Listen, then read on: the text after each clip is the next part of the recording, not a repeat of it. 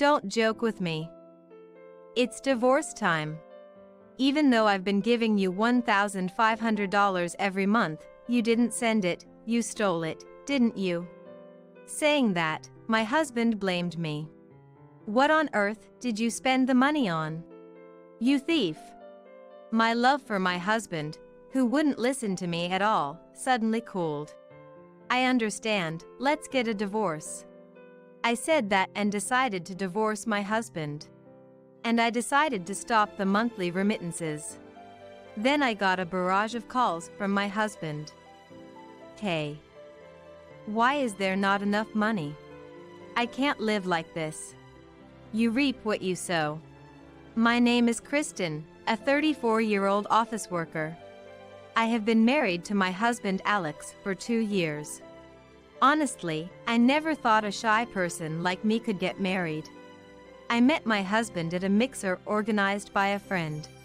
Though, I was only called to make up the numbers. But that's where I met Alex, and he approached me, leading to us dating. You seem so kind and I feel safe being with her. Really? Is that true? Yes, I'm so happy we met like this. I'm glad I came. It was the first time someone spoke to me like that, and I was drawn to him. He invited me on many dates and made a lot of time for me. He was very kind and gentlemanly, and I grew to like him more and more with each date. About a year and a half after we started dating, he proposed to me. The only person I want to walk through life with is you, Kristen. So, I want to live together. Will you marry me? Yes. I look forward to our future together. I was extremely happy. Being able to marry the man I loved. Just that made me feel so happy. So we decided to get married, went to greet each other's parents soon after, and held our wedding ceremony after meeting both families. Many people, including colleagues and friends, attended our wedding. I couldn't help but laugh inside when the friends who invited me to the mixer as a filler congratulated me with strained faces. After our happy wedding, we went on a honeymoon, and after returning home, we started living together. Married life was very fun. Because we could spend so much time just the two of us. I was truly happy just being together every day. It was fun to cook for my husband, and I was happy to eat together. We spent such happy times together. But recently, 2 years after our marriage, the situation changed a bit. It started when my father-in-law suddenly passed away from a serious illness. It was so sudden. We received a call from my mother-in-law that he had collapsed, and my husband and I immediately went to the hospital. It was our day off, so we could get there quickly, which was good. My father-in-law was in a lot of pain, barely able to talk a little. My husband and mother-in-law had a brief conversation with him, and then waited for his recovery from treatment. But his condition didn't improve, and he passed away. I was very sad because my father-in-law had always been good to me. And my husband and mother-in-law were even more shocked. My mother-in-law was crying loudly, and my husband was also in tears. I thought I needed to be strong at such a time. So, I took charge of arranging the funeral in place of my husband and mother-in-law. During the funeral, my mother-in-law was too grief-stricken to prepare or clean up. My husband was desperate to comfort her. So, I responsibly saw through the funeral to the end. We were able to properly send off my father-in-law. Then, we returned to our normal lives. I was prepared to live with my mother-in-law, but it didn't happen because my husband thought she would be fine alone. Then my mother-in-law started living alone at the family home. My father-in-law had worked hard, so a considerable inheritance was deposited in her account. My husband thought she could live on that inheritance for a while. But about a year after my father-in-law passed away, my mother-in-law asked my husband for financial help. I was very surprised. There should have been a considerable inheritance from my father-in-law. Yet she was already asking for financial assistance. But my husband, who is thoughtful towards his parents, accepted her request. Mom must be feeling lonely alone. Maybe she's distracting herself with neighborhood relations and going places with friends. I'm happy to help if it makes Mom happy. My husband said that and promised to provide $1,500 a month to his mother. Since then, he has been transferring the money every month, but it seems he has become too busy with work to make time for it. Can you transfer it for me every month instead? When my husband asked me that, I started making the transfers. My work starts at 10, so I could transfer before going to work. So, without being affected by work, I was faithfully transferring the money every month. However, one day, my mother-in-law contacted me directly. "Hello, Mother, what's the matter? You know, you've been transferring money every month, but could you give it to me in person instead?" "What? Why is that? I have to go withdraw money every time, and it's scary to walk around with a large amount of cash. I mostly pay in cash, so I don't really need to keep money in the account." "I see." The mother-in-law's house is about a 5-minute drive away, quite close. Well, it's a bit bothersome, but maybe I should do as my mother-in-law says. I agreed to her request and then told my husband about the change to hand delivery. My husband agreed, saying if that's what his mother wants, then we should do it. Since then, I started going to the mother-in-law's house on my day off at the beginning of the month to hand over the money directly. "Mother, here's this month's money." "Ah, thank you. Then, could you please do the dishes and cleaning?" "What? What, do you have a problem with that? A daughter-in-law normally does at least that much. Do you think it's enough just to bring money? You're such a cold person." My mother-in-law berated me like that. After being spoken to like that, I couldn't just stay silent and leave. So, I reluctantly did the household chores as she asked. I had visited in the morning, but I ended up having to make her lunch, and by the time I returned home, it was already past noon. Half of my precious day off was gone, and I felt really aggrieved. The same thing happened the following month, and I thought it was not good to go on my day off.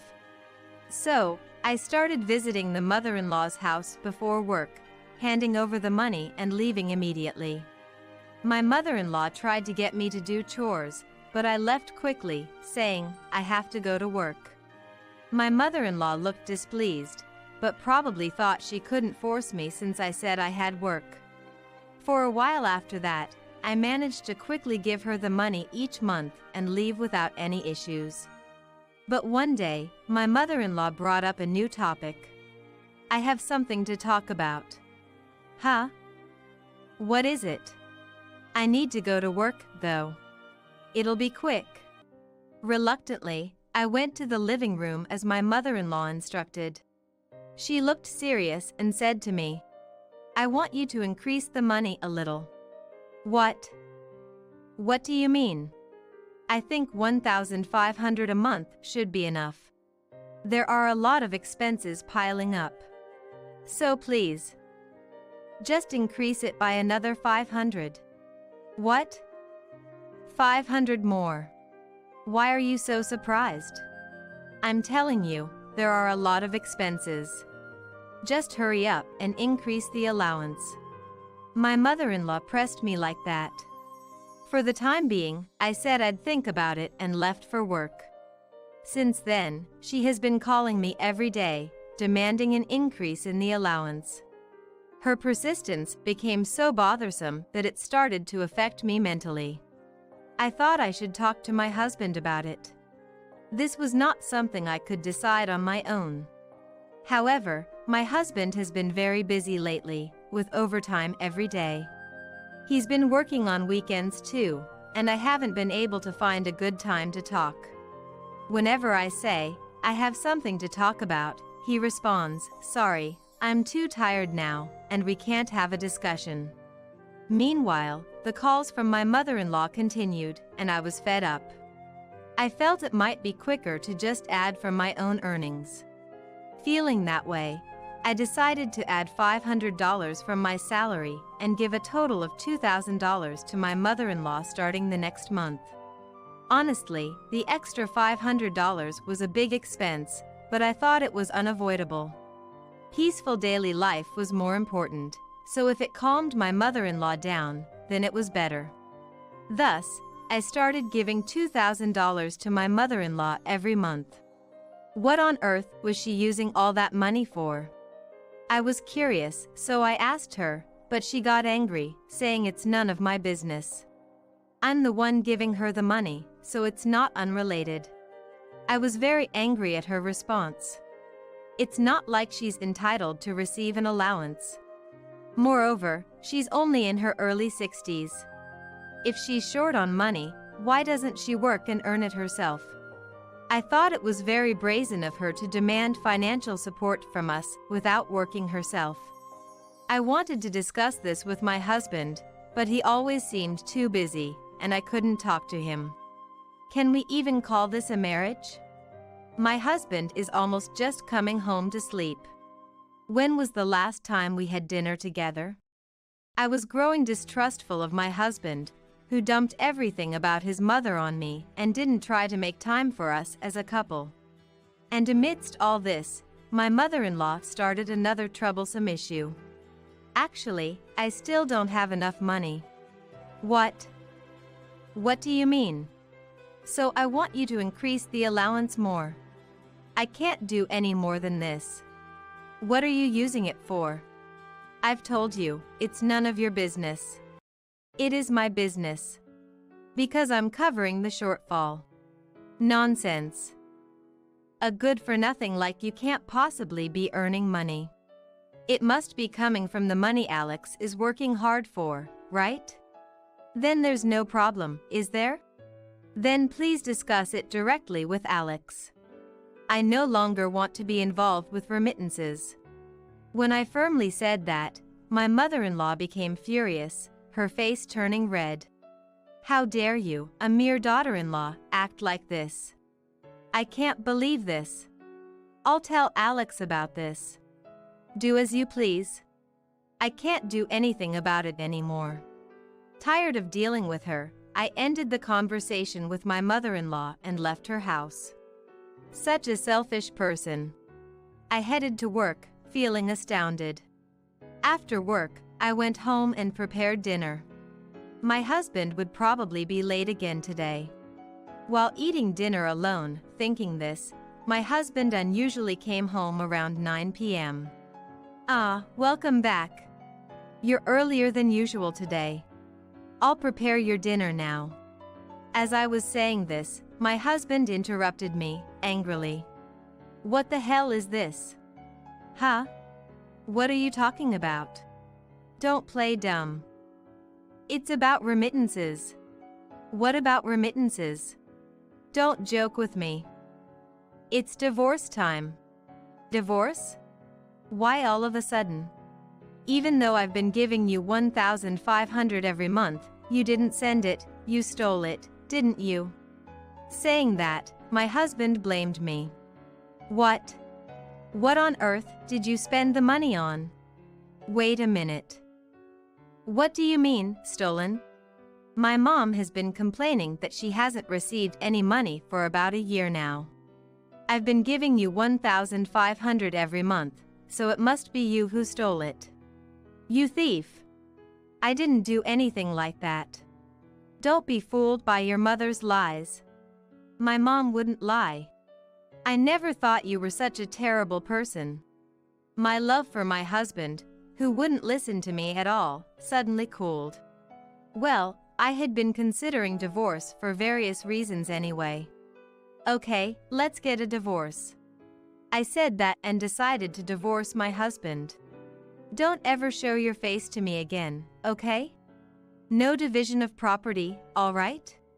Yes, of course. I agreed and packed my belongings to leave the house. I went back to my parents' house for the time being, and they sympathized with me, saying it was better to have divorced. Later, my husband sent me the completed divorce papers, which I signed and submitted to the city office. And so, I decided to stop the monthly remittances. This marked the end of my marriage with my husband. Surprisingly, it all ended quite abruptly. I was thinking about this when suddenly my husband called me relentlessly. Hello? What do you want? Hey. Why is there not enough money? I can't live like this. The content of my husband's call was about the lack of money. Well, that's to be expected. The $1,500 for your mother's remittance, and you were using all the rest for yourself. On top of supporting our life together, I was also paying the increased remittances that your mother requested. That's a lie. You must have been stealing my remittances. That's not true, is it? Shall I show you the bank book? Your mother probably started lying about not receiving the remittances as revenge for me refusing her request for more money. I wonder what she was using it for. So, that's what happened. No wonder things didn't add up when I talked to my mother. She's been angry at me for not having enough despite me transferring $1,500. The fact that she said not enough as usual proves that I've been giving her the money properly. Ah. And you know, I'm aware of your affair. What? I had my suspicions and did some investigating. Turns out you were lying about overtime and weekend work to meet your mistress. I have evidence, and I'll be sending a letter through a lawyer demanding compensation for adultery. No way. If you demand more money, I'll go bankrupt. That's your own doing. I'll take what I'm owed. Let's handle the rest through our lawyers. I said that and hung up, immediately blocking his number. Then, I sent a letter of demand to my ex-husband's workplace and claimed compensation. Apparently, his affair became known at his workplace, and he quickly lost credibility.